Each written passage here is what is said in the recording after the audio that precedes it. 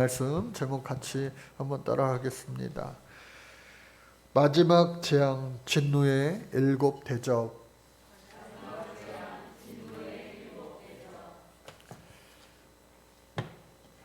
성경을 보면 천사라고 하는 말도 등장을 하고 또 사탄이라고 하는 말도 등장을 하게 됩니다. 천사라고 하는 영어 단어의 그 원어 어원을 보면 안겔로스라고 하는 단어를 씁니다. 헬라어입니다. 그래서 그 뜻은 본래 전령이다라고 하는 뜻이에요. 고대 시대 때에 얼마나 많은 전쟁이 있었습니까? 그 전쟁 상황 가운데 전령은 왕이 상관이 시키는 대로 그대로 하나도 가감없이 자신의 그 명령을 받은 명령을 지켜 행하는 것이 전령입니다. 구약 성경에서도 마찬가지로 말라크라고 하는 히브리어를 사용하는데 마찬가지로 이 역시 전령의 뜻을 가지고 있어요. 그런데 이것이 우리말로 해석되어질 때는 천사라고 번역이 되어졌습니다. 그래서 천사라고 하는 것은 바로 우리가 흔히 생각하기로는 또 세상 사람들이 생각하기로는 뭐 날개를 달고 또 어린 예쁜 아이가 실로폰 같은 그런 것을 막대기를 들고 하는 그러한 모습이라기보다는 실제로 천사의 진짜 성경적인 의미는 뭐냐? 하나님의 말씀을 듣고 그대로 행하는 자가 바로 천사구나. 그래서 이 요한계시록 우리가 보는 말씀에서도요, 천사가 일곱 인을 또 일곱 나팔을 불 때, 일곱 오늘 성경에 대접을 쏟아부을 때, 천사는 항상 좋은 일만 하는 그런 것인데 그 나팔을 불면서 재앙이 일어나기도 해요. 그래서 천사는 항상 좋은 결과를 일어나는 것, 그것이 천사가 아닐까 하는 그러한 잘못된 선입관이 예수 믿는 우리들에게도 혹여나 있을까 하는 생각이 들어서 천사는 뭐냐? 선하신, 참되신 하나님의 말씀을 고지그대로 그대로 하나도 가감없이 전하는 것이 바로 천사다. 반대로 그러면 사단, 마귀, 귀신이라고 불리는 원조 루시퍼라고 하는 자가 있어요. 루시퍼는요 본래 천사였습니다. 그런데 그 천사가 하나님의 말씀을 고지그대로 순종하지 아니하여서, 성경을 자세히 보면 교만하여서 그가 천사가 아닌 마귀, 귀신, 사단의 우두머리 루시퍼가 되고 말았다라고 하는 내용이 나오는데, 그 루시퍼라고 하는 그 뜻은 뭐냐? 횃불의 운반자라고 하는 의미를 가집니다. 그래서 구약 성경 이사야서에서는 그것을 계명성이라고 말합니다. 계명성. 너 아침의 아들 계명성이요 어찌 그리 하늘에서 떨어졌으며 하면서 계명성이라고 하는 말로 표현을 합니다. 그런데 사도 바울은요, 그 사단을 설명하기를 사단도 자기를 광명의 천사로 가장하나니, 고린도후서 11장 4절에 말하고 있습니다. 즉 사단도요, 내가 사단이야, 마귀야, 귀신이야 그렇게 다 드러내기보다는 자기를 어떻게 해요? 천사처럼 드러내 보이기도 한다. 사랑하는 우리 성도 여러분, 저와 여러분들도요, 하나님의 말씀을 고지그대로 순종할 때는요, 천사의 모습을 하게 될 줄로 믿습니다. 그러나 우리가 하나님의 뜻이 아닌 때로는 잘못된 나의 뜻, 나의 생각, 나의 계획, 그리고 그것을 주입시키는 이 루시퍼, 마귀사단 귀신의 그 계획에 빠져넘어갔을 때에 우리도 모르게 겉으로는 이 성도의 거룩한 모습을 하고 있다 할지라도 결국은 그 사단의 종노릇하고 있을 때가 나도 모르는 사이에 있을 수 있다라고 하는 거예요. 바라기는 저와 여러분들 우리 모두가 하나님의 참된 종이 되시기를 간절히 바랍니다. 그래서 천사의 모습과 같아지는 거예요. 오늘 성경 계시록 15장 16장 두 장의 말씀은 사도 요한이요 두 가지의 환상을 보게 됩니다. 두 가지의 환상. 첫 번째 일곱 인을 이야기했습니다. 또 일곱 번째 일곱의 나팔을 불었습니다. 마지막으로 일곱 대접의 환상을 이제 보게 되는데 일곱 대접의 환상은요 다른 거는 나팔을 한 번, 두 번, 세 번 순차적으로 나누어서 불었는데 이 대접의 심판은요 마지막 심판으로서 동시다발적으로 일어나는 거예요. 성경이 써져 있을 때 글로 써져 있으니까 이것이 연대기적으로 일어나는 것 같지만 실제로는 이것을 종합해서 잘 살펴보면 한꺼번에 일어나는 마지막 심판이 재앙이 일어나게 되는 겁니다. 그래서 오늘 15장 1절 말씀해 보니까 하늘에 크고 이상한 다른 이적을 보매 일곱 천사가 일곱 재앙을 가졌으니 곧 마지막 재앙이라 하나님의 진노가 이것으로 마치리로다. 이 마지막 일곱 대접의 심판이 끝나면 예수 그리스도가 이제 재림하는 순간이 이루어지는 거예요. 그런데 그 일곱 대접 심판 전에 찬양이 울려 퍼집니다. 먼저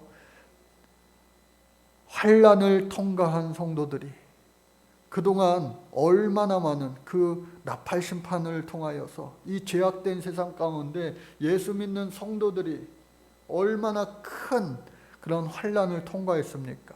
그래서 그 환난을 통과한 성도들이 하나님의 모든 그 역사하심을 가리켜서 위대하고 의로운 것입니다 라고 찬양하는 겁니다. 하나님의 검은 고를 가지고 하나님의 종 모세의 노래, 어린 양의 노래를 불러 주님을 찬양합니다. 3절, 4절에 그 찬양의 내용이 나와 있는데 우리 같이 한번 읽어보겠습니다. 시작. 주 하나님 곧 전능하신 이시여 하시는 일이 크고 놀라우시도다. 만국의 왕이시여 주의 길이 의롭고 참되시도다. 주여 누가 주의 이름을 두려워하지 아니하며 영화롭게 하지 아니하오리이까. 오직 주만 거룩하시니이다. 주의 의로우신 일이 나타났음에 만국이 와서 주께 경배하리이다. 이와 같이 하나님을 찬양하는데 이것이 어린 양의 노래인가 동시에 출애굽기 15장에 나오는 노래와 일치합니다. 그래서 그 출애굽기 15장의 그 노래는 뭐냐? 이스라엘 백성들이 홍해를 건너고 살려주신 하나님, 출애굽하게 하신 하나님, 그 하나님 앞에 올려드린 찬양이기도 합니다. 그래서 하나님의 종 모세의 노래요 또 어린 양의 노래라 그렇게 불렀습니다. 이러한 이긴 자들의 찬양이 하늘의 증거 장막의 성전에서 울려 퍼지고 그 증거 장막의 성전이 이제 열리는 거예요. 저 하늘의 그 환상 가운데 하늘 성전이 열리며 일곱 재앙을 가진 일곱 천사가, 좋은 소식을 전하는 자가 천사가 아니라 하나님의 뜻을 고지그대로 전하는 자가 바로 천사예요. 비록 재앙을 가지고 왔지만 그것은 분명 천사다. 그래서 성전으로부터 나와 맑고 빛난 세마포 옷을 입고 가슴에 금띠를 찌고 생물의 하나가 영원토록 살아계신 하나님의 진노를 가득 담은 금 대접 일곱을 그 일곱 천사들에게 나누어 줍니다. 그로 말미암아 하나님의 영광과 능력으로 성전의 연기가 가득 차고 일곱 천사의 일곱 재앙이 마치기까지 성전에 능히 들어올 자가 없는데, 즉 성전에 아무도 들어올 자가 없으니 성전에 이미 계신 분은 누구예요? 우리 하나님이시죠. 그 성전에서 큰 음성, 즉 하나님의 음성이 나서 7 천사에게 전합니다. 너희는 가서 나 하나님의 진노의 7 대접을 땅에 쏟으라. 드디어 7 대접의 그 진노의 대접을 쏟는 거예요. 벌써 많은 수많은 재앙이 온 우주에, 이 땅에 막 내렸는데 안타깝게도 어떻게 해요? 많은 사람들이 회개하고 돌아오지 아니하였더라. 너무나도 안타까운 거예요. 그래서 그 7 대접의 마지막 심판입니다. 이제 요한계시록이 끝나가잖아요. 마지막 심판, 첫째 천사가 가서 그 대접을 땅에 쏟음에 짐승의 표를 받은 사람들과 그 우상에게 경배하는 자들에게 악하고 독한 종기가 나더라. 짐승의 표를 666, 당시에 이 네로 황제를 666으로 표기할 수 있다라고 말씀드렸는데, 짐승의 표를 받은 사람들만이 당시에 시장을 출입하면서 장사할 수 있는 거예요. 그러니까 짐승의 표를 받지 못한 자들은 어떻게 해요? 손해보는 거예요. 예수 믿는 것 때문에, 절하지 않는 것 때문에, 우상에게 절하지 않는 것들 때문에. 그러나 이 마지막 때에 하나님의 진노의 대접이 뿌려지는 그 순간에 짐승의 표를 받은 자들, 우상에게 경배하는 자들에게 재앙이 일어나는데 어떻게 해요? 악하고 독한 종기가 막 나는 거예요. 욥도 얼마나 그 종기 때문에 괴로워했습니까? 차라리 내가 태어나지 말았을 것을, 내가 죽고 싶다, 그렇게까지 고백하지 않았어요. 두 번째 천사가 대접을 바다에 쏟습니다. 바다에 쏟으니까 마치 출애굽 때에 바다가 물이 피로 변한 것처럼 피가 돼요. 바다 가운데 모든 생물들이 어떻게 해요? 다 죽는 거예요. 더 이상 바다로부터 나오는 생물을 먹을 수 없게 되는 거죠. 왜? 다 죽어버렸으니까. 세 번째 천사가 대접을 또 강과 물 근원에 쏟음에 마찬가지로 피가 됩니다. 그 안에 있는 모든 것들이 어떻게 해요? 또 다 죽고 말아요. 성도들과 선지자들이 피 흘렸던, 하나님을 위하여 그 흘린 피처럼 세상 사람들에게도 마찬가지로 모든 세상에 존재하는 물들이 피로 변하여 자신들의 죄를 좀 돌이키게끔, 회개하게끔 하고 싶은데 그러지 않는 거예요. 네 번째로 천사가 그 대접을 해에 쏟습니다. 대접을요, 해에다가요. 그러니까 해가 권세를 받아서 불로 사람을 태웠습니다. 태양빛이 아무리 강하더라도 우리가 맨눈으로 이 태양을 바라보지 않는 이상 이 태양으로 우리가 해를 입지 않잖아요. 그러나 그 태양이 직접적으로 이제 사람을 태우게 되는 거예요. 그 재앙을 통하여서 권세를 가지신 하나님의 이름을 비방하고 또 회개하지 아니하고 주께 영광을 돌리지 아니하더라. 이 정도 재앙이 왔으면 좀 돌이킬 만도 한데 돌이키지 않는다는 거예요. 언젠가 제가 며칠 전에 인터넷 뉴스를 보니까 커다란 고래가 이 아가미 부분에 플라스틱, 그물, 그런 것들이 막 걸려가지고 집채만한 그 고래가 살 수 있을까라는 그런 뉴스를 본 적이 있어요. 너무나도 안타깝더라고요. 그럼에도 불구하고 어떻게 해요? 바다에다 쓰레기를 계속해서 지금도 막 버리는 사람들이 많다고 하는 거예요. 돌이키지 않는다는 거예요.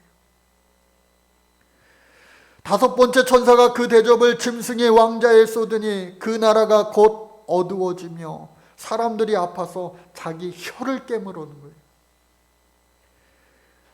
짐승의 왕자라고 하는 것은 뭐예요? 이 세상에 그 마귀의 사단의 귀신의 권세로 말미암아 그들의 종노릇하던 자들에게 쏟아버려. 사람들이요 아파서 막 이를 악문다고 그러잖아요. 혀를 깨물어요. 아픈 것과 종기로 말미암아 하나님 앞에 회개하면 좋은데 회개하지 아니하고 어떻게 해요? 하나님을 오히려 더욱더 비방하고 그들의 행위를 회개하지 아니하더라. 이윽고 여섯 번째 천사가 그 대접을 큰 강 유브라데에 쏟았습니다. 강물이 말라버려요. 동방에서 오는 왕들의 길이 예비되었더라. 이 말은 무슨 말이에요? 이 유브라 대강에 강이요 있으면은, 강에 물이 차 있으면은 이 동쪽에 있는 바벨론, 페르시아라고 하는 엄청난 나라들이 우리를 공격하지 못해요. 왜? 강이 있으니까. 안전지대가 되는 거예요. 자연스럽게. 그런데 그 강이 말랐을 때에는 군사들을 이끌고 말을 타고 그 강을, 그 마른 땅이 된 그 강을 건너서 우리 이스라엘을 공격해 들어온다고 하는 거예요. 마치 그와 같이 마른 땅이 되어서 새 더러운 영이 오게 되는데, 용의 입, 짐승의 입, 거짓 선지자의 입에서 나오는 그 귀신의 영이라. 그 영으로 말미암아 세상의 이 왕들이, 권세 잡은 자들이 전쟁을 일으키는 거예요. 그때에 예수님께서 말씀하십니다. 15절 말씀요. 보라, 내가 도둑같이 오리니 누구든지 깨어 자기 옷을 지켜 벌거벗고 다니지 아니하면 자기의 부끄러움을 보이지 아니하는 자는 복이 있도다. 여러분, 우리 주님은요 도적같이 오신다. 언제 오세요? 몰라요. 도적같이 오신다. 이 말씀만 우리가 기억해도요 잘못된 이단에 빠지지 않을 수가 있어요. 언제, 어느 날, 그때, 그것을 말하는 자들은 다 이단이에요. 새 영이 시브리어로 아마겟돈이라고 하는 곳으로 왕들을 모으더라. 여러분, 아마겟돈이라고 하는 영화도 있고 소설도 있고 많은 것들이 있는데, 본래 이 아마겟돈이라고 하는 것은 원어로 보면은 하르마겟돈입니다. 하르마겟돈. 그래서 하르라고 하는 것은 산을 이야기하고 마겟돈은 무깃도를 이야기합니다. 하르 무깃도. 그래서 이 무깃도라고 하는 것에는 이스라엘 백성들이 정말로 싸움 전쟁터. 우리가 한국 전쟁을 이야기할 때 낙동강 오리알 전투, 뭐 그러한 전투에 몇 번의 그 왔다 갔다 하는 그러한 곳이 있어요. 그런데 이 무깃도 역시도 이스라엘 백성들이 생각하면 그것은 정말로 전쟁이 치열했던 곳. 그런데 무깃도, 하르 무깃도, 무깃도의 산이라고 표현되어지는 이 암마겟돈에 가보면 실제로 산이 있어요, 없어요? 없대요. 그래서 그렇다면 그 무깃도 근처에, 가장 근처에 가까운 산이 어디냐? 보니까 갈멜산이라고 하는 곳이에요. 갈멜산은 어떤 곳이에요? 엘리야와 이방 선지자들이 싸운 곳이에요. 즉 영적인 전투가 일어난 곳을 의미합니다. 오늘 우리가 살아가는 이 세상이 마치 이 아마겟돈과 같은 그러한 곳 아니겠어요? 목사님, 살아가는 게 하루하루 정말로 전쟁과 같아요. 정말로 전쟁터를 방불케 해요.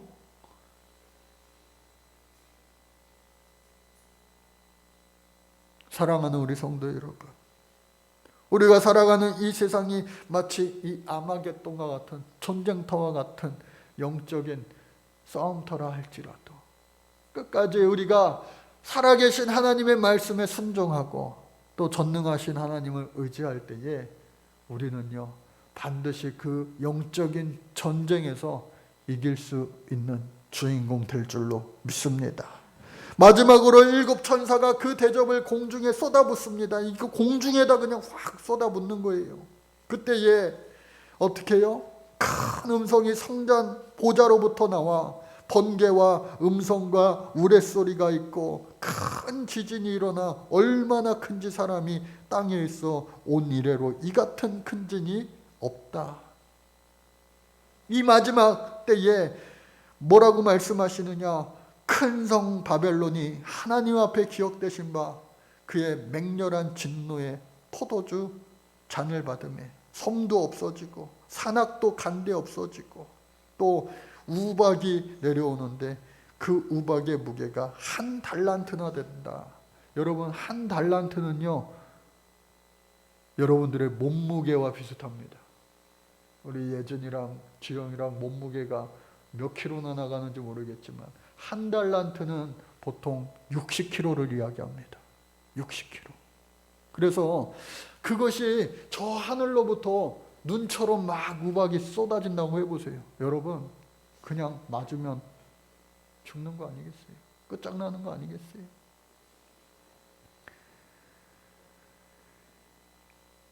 하늘로부터 사람들에게 우박의 재앙 때문에 하나님 잘못했어요. 어머나 무서워 하나님. 오마이갓 하면서 하나님을 부르며 하나님 앞에 회개해야 되는데 어떻게 해요? 그러한 마지막 상황에도 하나님을 비방하고 그 재앙이 심히 크다 함이라. 못 살겠다. 이 세상이 왜 이러냐? 하나님 참 못됐다. 하나님이 어디 계시냐? 니네 하나님한테 기도해서 빨리 이것 좀 다 끝나게 좀 해봐라.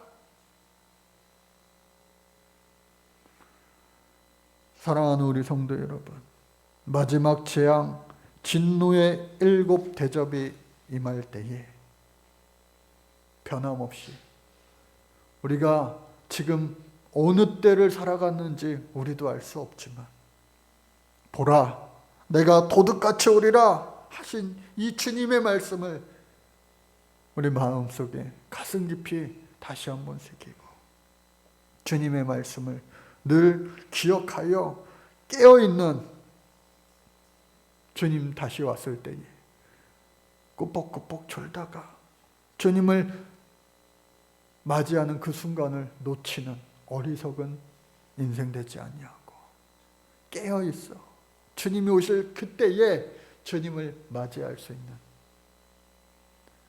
복된 처녀의 신부의 모습을 할 수 있는 주인공들이 저와 여러분들 모두가 되시기를 간절히 바랍니다. 기도하겠습니다. 살아계신 하나님, 마지막 때의 모습이 어떨지 상상을 해보면 한편으로 끔찍하고 무섭기도 합니다. 그러나 믿는 자들에게 함께 하시며 믿는 자들을 지키시고 보호하시는 그 주님 때문에 우리는 그 마지막 때에도 주님을 찬양하고 예배하는 주인공 되게 하여 주옵소서. 아마겟돈 전쟁터와 같은 세상을 살아갑니다. 우리 학생들도 이제 중학교에 입학하고 또 고등학교를 다니고 또 사회에 나오면 계속해서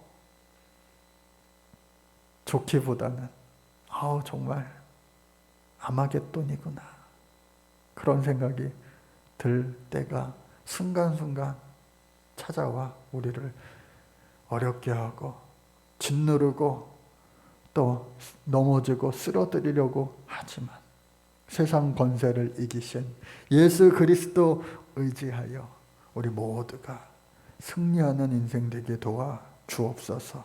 예수님의 이름으로 간절히 기도드립니다. 아멘.